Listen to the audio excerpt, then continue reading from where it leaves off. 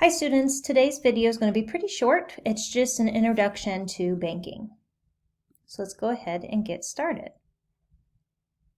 So when you think of a bank, what do you imagine or what comes to mind? Do you see a nearby building where people deposit their paychecks? Maybe you visualize an ATM where people can put in a card and get money or even deposit through an ATM machine, an automated teller machine. Perhaps you see a tall tower in Chicago that says a big bank's name, or even downtown Indianapolis. Or maybe you're very tech savvy and you think you do all of your banking on your phone, just on an app. So maybe you think of a bank as an app. Maybe you think of going into your home computer or your laptop and doing all your banking. So really, banking can be pretty convenient. Performing account management functions can come in all those shapes and sizes. However, if you think of banks, even though they include all these ideas, don't lose track of the one basic idea. Banks sell their services to earn money. They market and manage those services in a competitive field. In many ways, banks are like other businesses that must earn a profit to survive. Understanding this fundamental idea will help explain how banks work and will help you understand many modern trends in banking and finance. We can also think of banks protecting your money. And so a lot of businesses are involved in financial services. So you can consider the definition of a bank to be a business that safeguards, that transfers, exchanges, or lends money. And again, many qualify. You might have not thought about, when I asked you to imagine, you may have not thought of trust companies or insurance companies. There's also stockbrokers and investment bankers. So different types of banks. So commercial banks tend to focus on business customers.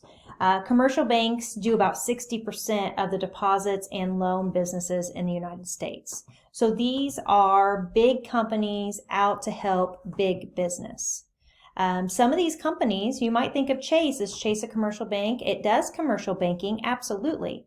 But it also does retail banks. And retail banking is more of an institution that's there just to help individuals. They don't serve technically businesses. Now, a lot of banks today do commercial banking and retail banking combined because banks need to survive. They're there to make money. They're making money mostly off of big business.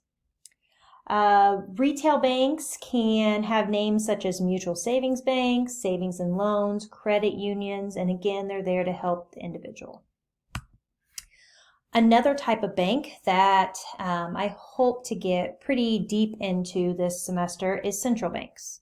Our central banks are the government banks that manage, regulate, and protect both the money supply and the banks themselves. Central banks serve as the government's banker.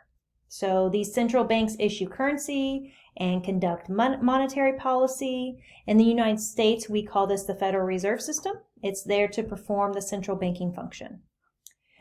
The Federal Reserve is technically owned by the banks themselves, but we have a board of governors that's appointed by the president after they have consent with the Senate. And the president also selects a powerful chair to run the Federal Reserve. Now, this is just a little bit about banks and the types of banks for today. Just remember, banking is used to be thought of as solid and slow-moving industry. It's exciting. There's changes in regulation, changes in technology, changes in competition have pushed banking, and like most other businesses, to become more organized and respond rapidly now instead of slow, like I just mentioned. They have to change in order to survive. And so we're going to continue talking about that in the days to come. Thanks for watching. Have a great day.